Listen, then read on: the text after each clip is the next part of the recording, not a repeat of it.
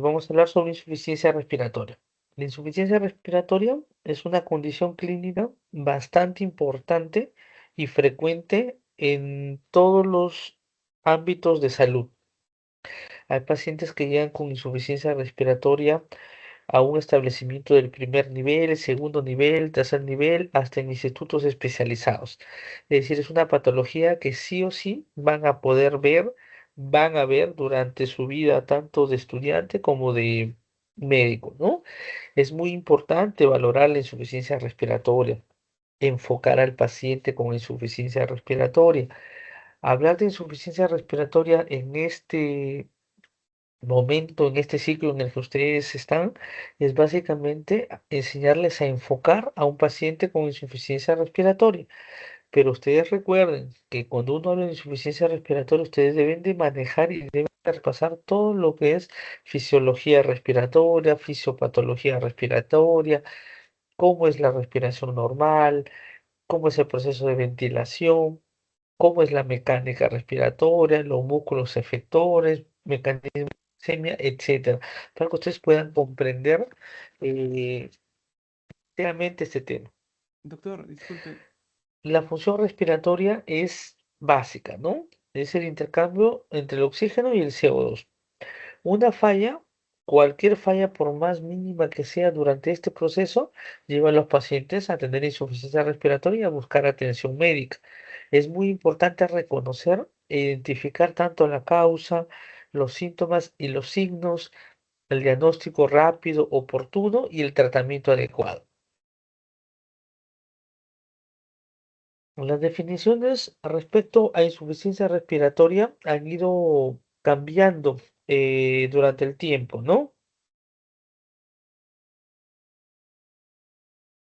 Antes se le consideraba netamente como una patología, ahora se le considera como una condición clínica en el cual el aparato respiratorio falla en una o en ambas de sus funciones, ya sea en la oxigenación o en la eliminación del dióxido de carbono.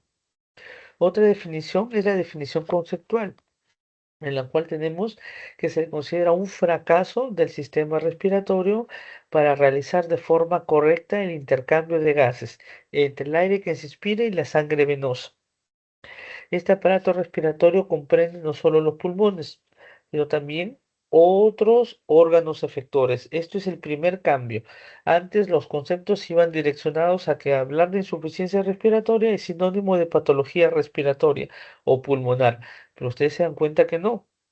Pueden haber fallas a nivel del sistema nervioso central, a nivel de la pared torácica, lo cual incluye músculos como el diafragma, el abdomen, músculos intercostales y a nivel de la circulación pulmonar.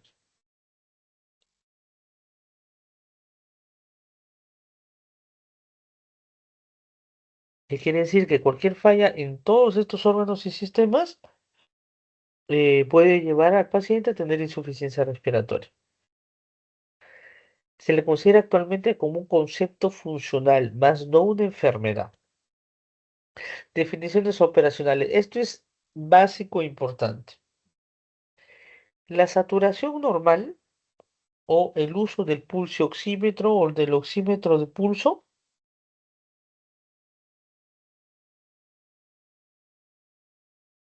es la medición de la fracción de oxígeno unida en hemoglobina, la cual se mide mediante rayos infrarrojos a nivel del lecho unguial. Y la presión parcial de oxígeno es la medición mediante la gasometría arterial del oxígeno unido al plasma. No se equivoquen, son cosas totalmente diferentes, pero se correlacionan. Esta diapositiva es fundamental. La saturación medida por pulso oximetría normal en un paciente sano es mayor a 95% o mayor a 94%. Y eso corresponde a una presión parcial de oxígeno mayor de 80 milímetros de mercurio. Un paciente que está en hipoxemia tiene una saturación medida por pulso oximetría entre 90 y 94%, y eso corresponde a una presión parcial de oxígeno entre 60 y 80.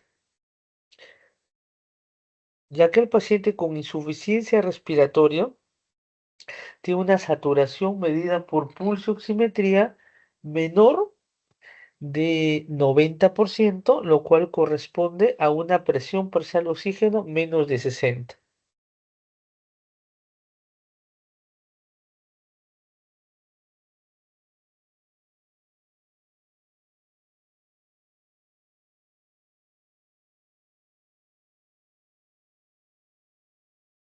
Hasta ahí entonces claros, ¿verdad? Esas son definiciones operacionales entre un paciente que está sano, hipoxémico e insuficiencia respiratoria. ¿Por qué es importante la saturación de oxígeno? Es básicamente lo que les acabo de explicar. Este gráfico es muy importante, es un gráfico que tienen que llegar a entenderlo, repasar y definitivamente ya lo han visto dentro de sus clases de fisiología. ¿Cuál es la curva de disociación de la hemoglobina? Tenemos dos ejes, ¿no? El eje de la saturación de la hemoglobina y el eje de la presión parcial de oxígeno. Y básicamente nos permite valorar cuál es la afinidad del oxígeno para unirse a la hemoglobina. Y esto va a depender de algunos factores, ¿no? Como es el aumento de la temperatura, el aumento del difosforoglicerol, el aumento del pre-CO2 y la disminución del pH. ¿Cuál es la diferencia entre hipoxia y hipoxemia? Bueno, básicamente hipoxia es a nivel tisular e hipoxemia es a nivel sanguíneo, ¿verdad? Hay algunos términos que ustedes tienen que quedar claro. Por ejemplo, el oxígeno unido a la hemoglobina, pulsoximetría. El oxígeno unido al plasma es la presión parcial de oxígeno en la gasometría arterial.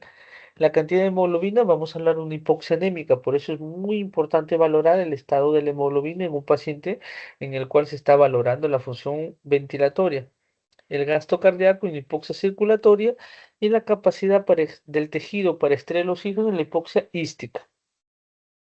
Este gráfico es muy importante. ¿Dónde puede fallar la respiración? En diversos puntos.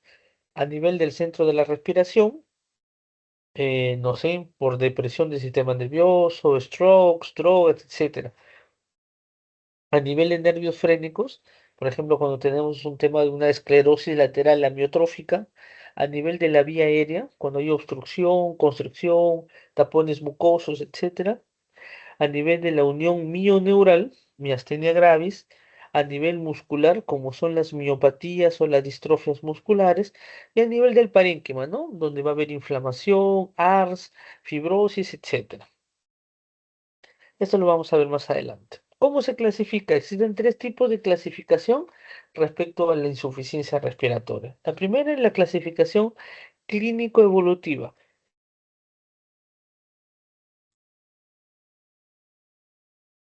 Hablamos de insuficiencia respiratoria aguda, la que se puede presentar en minutos, horas, días, incluso en semanas. Crónica, la que se ve pasados los 3 a 6 meses. Depende mucho de la bibliografía que se utilice. Y la crónica regularizada es en aquel paciente que ya tiene insuficiencia respiratoria crónica, perdón, que ya es usuario de oxígeno y que por una exacerbación o por una reinfección, el paciente requiere más oxígeno de lo que le corresponde o de lo que normalmente tiene. Este paciente es un crónico reagudizado. Otro mecanismo de clasificación es el más importante, es el mecanismo fisiopatológico o los mecanismos de hipoxemia. Si existen 5 mecanismos de hipoxemia que ustedes tienen que aprender a identificar, definir y valorar al momento de tener un paciente con insuficiencia respiratoria. Porque a pesar de que la insuficiencia respiratoria es la incapacidad del sistema respiratorio de cumplir totalmente su función, el único tratamiento como administración de oxígeno no es totalmente idóneo, ¿no? Siempre hay que valorar qué es lo que está fallando para empezar a tratarlo. Por ejemplo, cuando hablamos de la disminución del FiO2, el FiO2 es la fracción inspirada de oxígeno. Ustedes saben que la fracción inspirada de oxígeno es 21%. ¿Qué quiere decir este 21%? A FiO 21 le dicen o FiO ambiental. Significa que de todo el aire que está, nosotros inspiramos el 21% y porque ese 21% es netamente oxígeno. Un 78% es nitrógeno y de un 1 o 2% es una mezcla de gases. Entonces, ¿cómo puede llegar un paciente en la emergencia por una insuficiencia respiratoria, por una alteración o disminución del FiO2. ¿Qué condiciones se debe de tener en cuenta? El FiO2 es constante, nunca se olviden. Lo que cambia es el PiO2, que es la presión inspirada de oxígeno. Mientras el paciente esté a nivel del mar, ¿qué quiere decir? Esté en Chiclayo, en el Cusco, etcétera, mientras esté a una presión atmosférica de 760 milímetros de mercurio, el FiO2 no va a variar. Ya cuando aumenta la presión inspiratoria de oxígeno o hay cambios en la presión barométrica, recién ahí se va a alterar. Entonces, ¿qué circunstancias pueden alterar esa presión inspirada de oxígeno y hacer que mi paciente venga por insuficiencia respiratoria y que yo identifique el mecanismo de disminución del FiO2? Tres mecanismos importantes, no se olviden. Uno, que el paciente haya presentado un cuadro de insuficiencia respiratoria estando a una altura máxima, generalmente en un avión, aunque por lo general están presurizados, 5.000, 6.000 metros, o el paciente esté buceando, o el paciente esté lo más frecuentemente en un incendio. En esas tres condiciones, el paciente podría llegar a una emergencia por una insuficiencia respiratoria debido a una disminución del FiO2. El segundo mecanismo es la hipoventilación alveolar. Ahí entra a batallar mucho la fisiología respiratoria que les dije. Hay que saber la fórmula de cómo se ventila un alveolo y qué mecanismos o qué circunstancias pueden alterar esto, ¿no? Uno es, o son más frecuentes las atelectasias, ¿no? Los pacientes mórbidos, los pacientes obesos con síndrome de Pigui, los pacientes con inmovilidad parcial o total, tienden a tener zonas de atelectasias, a veces simples, compuestas o atelectasias basales o subsegmentarias que alteran la ventilación dentro del alveolo. Tercero, alteración de la difusión. Cuando hablamos de difusión, hablamos de una unidad muy importante que es la membrana alveolo capilar. Cuando hablamos de la membrana alveolo capilar, tenemos que tener en cuenta que el grosor de la membrana alveolo capilar, que el número de neumocitos tipo 1, tipo 2, debe ser constante y debe ser el normal. ¿Para qué? Para que el gas difunda desde un lado a otro. Pero cuando hay alguna alteración que engrose la membrana del bolo capilar o que engrose el intersticio o disminuya el número y funcionalidad de los neumocitos tipo 1, tipo 2, estamos frente a una alteración de la difusión. ¿Qué modelo de enfermedad son estos? Las enfermedades intersticiales, ¿no? Las cuales alteran el intersticio pulmonar y pueden alterar la difusión. La alteración BQ. Cuando hablamos de alteración BQ, tengan que tener en cuenta que existen zonas en el pulmón, que ustedes por fisiología ya les han de saber, las zonas de West. La zona 1 es la zona apical, donde la ventilación es mayor que la perfusión. La zona 2 es la zona medial, donde la ventilación es similar a la perfusión. Y la zona 3 es la basal, donde la ventilación es menor que la perfusión. Dos ejemplos característicos. Uno, la tuberculosis. ¿Dónde es más frecuente la tuberculosis? ¿En ápices o en bases? Evidentemente en ápices, ¿no es cierto? ¿Por qué? Porque en ápices tenemos la zona 1 donde hay más ventilación que perfusión. Y el bacilo de la tuberculosis o la micobacteria es una bacteria aerobia estricta. ¿Qué quiere decir? Necesita oxígeno para poder replicarse. En cambio, el otro ejemplo es las neumonías. Las neumonías, ¿dónde son más frecuentes? No digo absolutamente frecuentes, más frecuentes en las bases. ¿Por qué? Porque en las bases hay más perfusión que ventilación. ¿Y cuál es la forma de diseminación de las neumonías? Vía sanguínea. Muy bien. Y el quinto mecanismo es el shunt de derecha a izquierda por los circuitos o cortocircuitos. Entonces, ¿cómo debería venir este paciente? Debería venir con una malformación congénita, una falla cardíaca, ¿no? Y la tercera clasificación es gasométrica. Tipo 1 es netamente oxigenatoria, tipo 2 es hipercápnica, la tipo 3 también es oxigenatoria, pero es a nivel perioperatorio, y la 4 también es oxigenatoria, pero es asociada a shock. ¿Hasta ahí todo claro? ¿Alguna pregunta?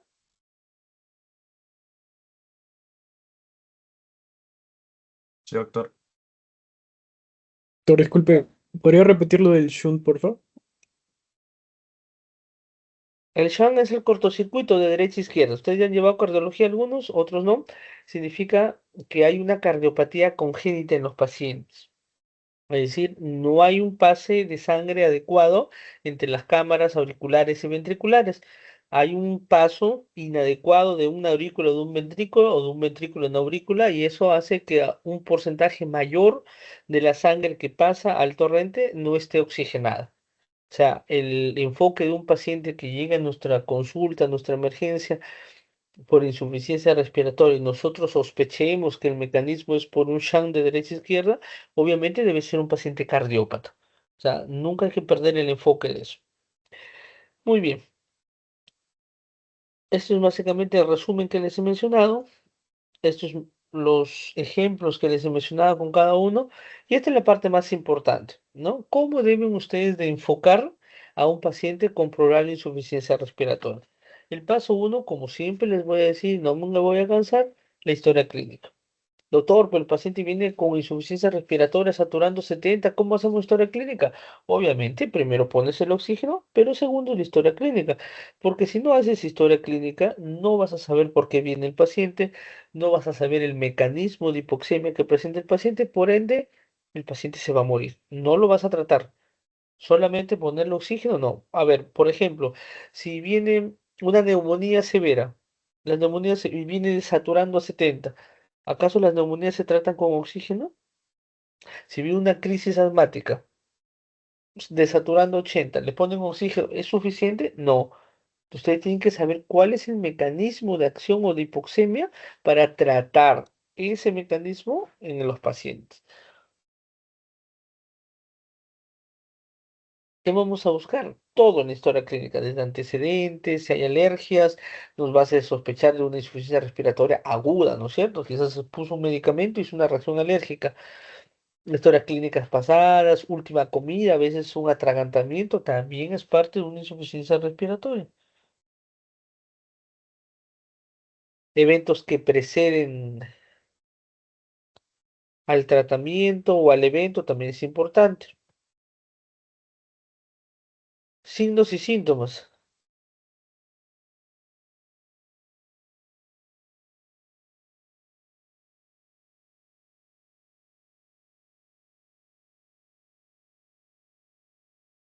Disnea, sibilancias, cianosis, tos, saturación o desaturación, alteraciones cardiovasculares y neurológicas. El examen físico siempre hay que empezar con los signos vitales, siempre, ¿no? Hay que valorar el origen de la disnea. Nunca se olviden, hay una disnea que es característica de origen pleuropulmonar y hay otras que es de origen cardíaco de vía aérea superior, ¿no? Y también definir si es una disnea aguda o crónica.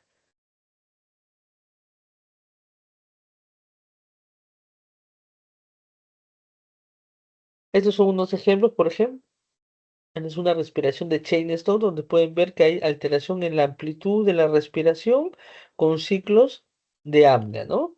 Es característico de un trastorno del sistema circulatorio o neurológico. Es la famosa respiración de Kussmaul, donde son respiraciones largas, muy seguidas, sin periodo o sin dar tiempo a que se complete el ciclo inspiración-expiración. Es la llamada respiración acidótica, ¿no? Propio de los pacientes con acidosis metabólica. El ejemplo más claro, los pacientes con cetoacidosis diabética. Y la respiración de Biot, donde hay largas pausas de apneas que son sinónimos de una lesión a nivel del sistema nervioso central.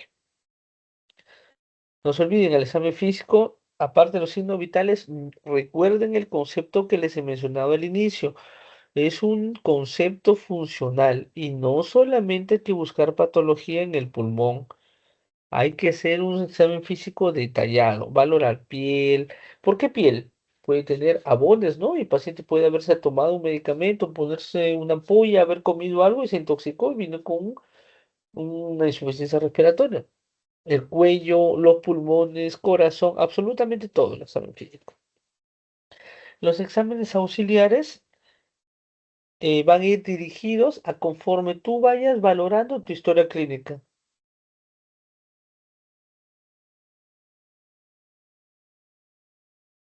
Dirigido siempre al problema que tú sospechas. La gasometría arterial siempre se debe de pedir, ¿no? El hemograma, los exámenes siguientes, sí o sí, en relación, ¿no? Si uno sospecha de un asma, si uno sospecha de una neumonía, de una exacerbación, de una fibrosis, etcétera. Tanto para los exámenes laboratoriales como para los exámenes de imágenes. ¿Cuál es la secuencia? Esto es muy importante. El paciente al inicio empieza con el incremento de la frecuencia respiratoria. Es decir, como ve que sus respiraciones son insuficientes, requiere aumentar su respiración y su número de respiraciones para lograr suplir la falta o la falta, perdón, de oxígeno. Pero al incrementar la frecuencia respiratoria, posteriormente va a haber una respiración alternante, la cual ya no va a ser tan efectiva. Después la respiración paradójica, la hipercapnia, donde ya disminuya totalmente el número de respiraciones y aumente el PCO2. Eso ya es un signo de gravedad. La bradimia, donde las respiraciones son muy superficiales y bien poco profundas, y el arresto o la parada respiratoria. Ahora, doctor, si no toda falla en una insuficiencia respiratoria es pulmonar, ¿cómo sé yo si es que mi paciente tiene un problema respiratorio o no respiratorio? Muy bien. ¿Cómo valorar si la hipoxemia es intra o extrapulmonar? Es mediante la gradiente alveolo arterial, que es una gradiente, es un número que sale en el AGA, en la gasometría arterial, pero que tiene la siguiente fórmula. Su valor normal es de 15 a 20. O sea, si tenemos una gradiente que va hasta 15 o hasta 20, se puede considerar que es extrapulmonar. Pero si tenemos una gradiente alveolo arterial que es mayor a lo normal, más de 20, 30, 40, 50, valoramos que es netamente intrapulmonar. Acá también hay una relación directamente proporcional. Mientras mayor sea el valor de la gradiente alveolo arterial, mayor es el compromiso pulmonar. Este es un cuadro resumen muy importante donde ustedes pueden ver los 5 mecanismos de hipoxemia y dense cuenta que cuando hablamos de Shank, de derecha a izquierda es el único mecanismo de hipoxemia que no responde al oxígeno. ¿Ya? No responde al oxígeno. Eso es muy importante. ¿Qué quiere decir? Que si viene un paciente con una cardiopatía congénita, con insuficiencia respiratoria, ustedes por más oxígeno que le pongan no van a ver mejoría, ¿no? ¿Por qué? Porque el problema está no solamente en la ventilación, sino en la cantidad de la sangre que no está oxigenada. Y eso ya merita otro tipo de tratamiento.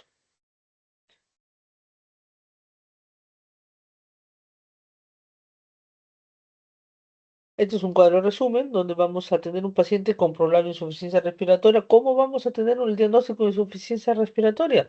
Obviamente, ahora ustedes ya manejan todos un pulso oxímetro, lo cual les facilita totalmente la vida. Antes, en mi época, no teníamos. Lo que teníamos que hacer es clínicamente valorar lo que tiene el paciente, ¿no?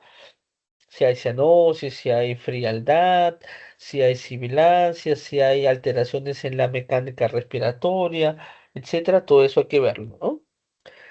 Valorar el criterio clínico, como se ha mencionado, valorar el criterio gasométrico, que es lo que a la larga nos va a dar todos los resultados. Si tenemos una presión parcial menos de 60, insuficiencia respiratoria, y si no, valorar otras causas, ¿no? Siempre es importante el descartar eso.